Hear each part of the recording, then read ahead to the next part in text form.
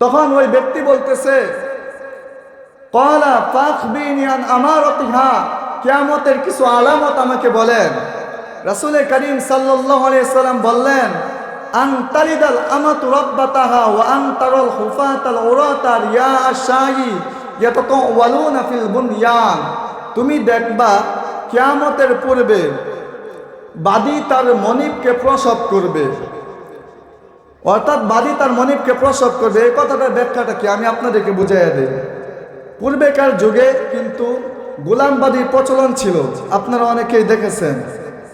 আমরা তো ছোট মানুষ, আমরা কিতাবে পড়েছি, কিন্তু আমরা দেখি নাই, আপনারা অনেকেই দেখেছেন। তো ওই বাদীর সাথে মনিবের, যে ব্যক্তি বাদীর মালিক হইতো তাকে বলা হতো মনিব। ওই মনিব ওই বাদীর সাথে হালাল স্ত্রীর সাথে যা করতে পারে বাদীর সাথে তাই করতে পারত। তো ওই বাদীর গর্ভ থেকে যে সন্তান হতো সেটা কিন্তু আর গোলাম থাকতো না, সেটা হতো মনিবের সন্তান। আর এই সন্তান বড় হইলে ওই মা তার সন্তানের কাছে বিবাহ বসতো। আর এটার মাধ্যমে বোঝা যায় যে বাদী তার মনিবকে জন্ম দিবে। তারপর এক শ্রেণী লোক আছে যাদের পা খালি, অর্থাৎ পা জুতা নাই, মানে জুতা কেনার টাকা পয়সাও যাদের কাছে নাই। রাখাল ছিল, গরু চড়াইতো। ওই সমস্ত লোকেরা কি হবে? ওই সমস্ত লোকেরা বড় বড় দালান কোঠা দিবে, কোটি কোটি টাকার মালিক হয়ে যাবে। বর্তমানে কিন্তু এটা হচ্ছে কি হচ্ছে না আমরা দেখেছি। 1.5 বছর আগেই দেখেন, বর্তমান যেগুলো এনসিপি লোক আছে এদের তো অনেকেই দেখা গেছে রিক্সা ভাড়াটা পর্যন্ত ছিল না, আজকে তারা কোটি কোটি টাকার মালিক। এর কারণ কি? এটাই হচ্ছে কিয়ামতের আলামত। এবং হাদিসের শেষ অংশে বলা হয়েছে, হযরত আবু হুরায়রা রাদিয়াল্লাহু তাআলা আনহু থেকে রিওয়ায়াত করা হয়েছে, তিনি বলেন, কিয়ামতের পূর্বে মানুষগুলো বদির, বুবা, মূর্খ লোকদেরকে নেতা বানাবে। বর্তমান সময় কিন্তু এটা হচ্ছে। আমরা এমন একজন লোককে নেতা বানাচ্ছি, এমন একজন লোকদেরকে আমরা নেতা মনে করতেছি যারা কুরআন বুঝে না, হাদিস বুঝে না, যারা নিজেরাও গুমরাহ, জাতিকেও গুমরাহ করতেছে। এটা রাসূলুল্লাহ সাল্লাল্লাহু আলাইহি ওয়াসাল্লাম আরো 1450 বছর আগে বলে গিয়েছেন। রাসূলুল্লাহ সাল্লাল্লাহু আলাইহি ওয়াসাল্লাম বলেন, আল্লাহ পাক রব্বুল আলামিন তার বান্দার কলব থেকে, অন্তর থেকে এলেমকে টেনে টেনে বের করবেন না, বরং আল্লাহ পাক রব্বুল আলামিন দুনিয়া থেকে হক্কানি আলেমদেরকে উঠিয়ে নেবেন। যখন কোনো হক্কানি আলেম থাকবে না, আর তখনই মানুষ এলেম থেকে সরে যাবে। আর তখনই মানুষ কি করবে? মূর্খ লোকদেরকে নেতা বানাবে, মূর্খ লোকদের অনুসরণ করবে, তাদের কাছে মাসআলা মাসাইল জিজ্ঞেস করবে, তাদের কাছে ফতোয়া জানতে চাইবে, তারা কুরআন না বুঝে, হাদিস না বুঝে ফতোয়া দিবে, এলেম না থাকায় তারা ফতোয়া দিবে, এবং তারা নিজেরাও গুমরাহ হবে, জাতিকেও গুমরাহ বানাবে। এটা রাসূলুল্লাহ সাল্লাল্লাহু আলাইহি ওয়াসাল্লাম 1450 বছর আগে বলে গিয়েছেন।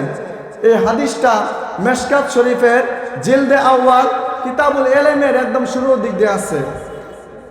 আর রাসূলুল্লাহ সাল্লাল্লাহু আলাইহি ওয়াসাল্লাম বলেছেন, ঈমানের স্বাদ ওই ব্যক্তি পেয়েছে যা কতামাল ঈমান মান রাদিয়া বিল্লাহি রাব্বা ওয়া বিল ইসলামি দীনা ওয়া বি মুহাম্মাদির রাসূলা।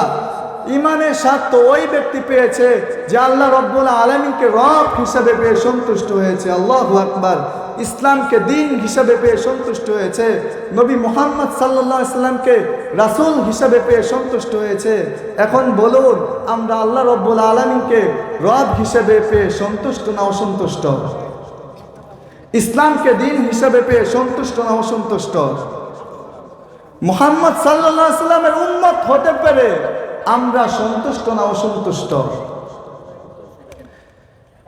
আজকে যদি আমরা সন্তুষ্ট হতে পারতাম তাহলে কখনো বাতিল পন্থীরা আমার আল্লাহ রাব্বুল আলামিনকে নিয়ে গালি দিতে পারতো না। আজকে দেখা যায় আমাদের ঈমানের দুর্বলতা, আজকে দেখা যায় ওই আবুল সরকারের মতো নাস্তিকরা আমার আল্লাহ নামে কটূক্তি করে, আমার নবীর নামে কটূক্তি করে, কিন্তু আমরা মুসলমান ঘরে বসে থাকি। এটা আমাদের দ্বারা হবে না। আমাদের ঈমানকে জাগ্রত করতে হবে, আমাদের ঈমানকে আরো মজবুত করতে হবে।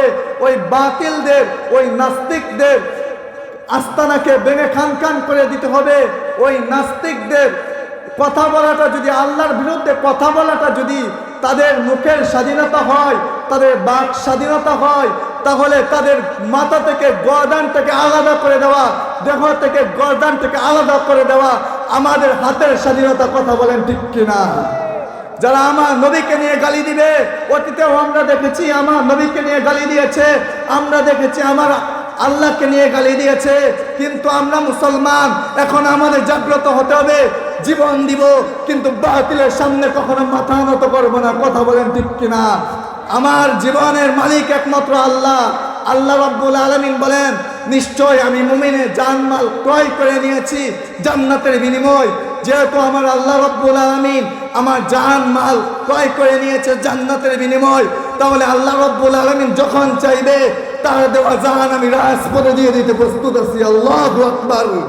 এই জন্য আমি বলি, আমার নবীর বিরুদ্ধে যদি কেউ কথা বলে, আমার আল্লাহর বিরুদ্ধে যদি কেউ কথা বলে, এটা যদি তার বাক স্বাধীনতা হয়, তাহলে তার দেহ থেকে গর্দান থেকে আলাদা করে দেওয়া আমাদের হাতের স্বাধীনতা। কথা বলেন ঠিক কিনা? যে কথাগুলো বললাম, আল্লাহ পাক রব্বুল আলামিন সর্বপ্রথম আমাকে, দ্বিতীয়ত আপনাদের সকলকে এই কথাগুলোর উপর আমল করার তৌফিক দান করুক। আমিন। সকলে আমার জন্য দোয়া করবেন। আমি একজন ছাত্র মানুষ, আমার জন্য সকলেই দোয়া করবেন।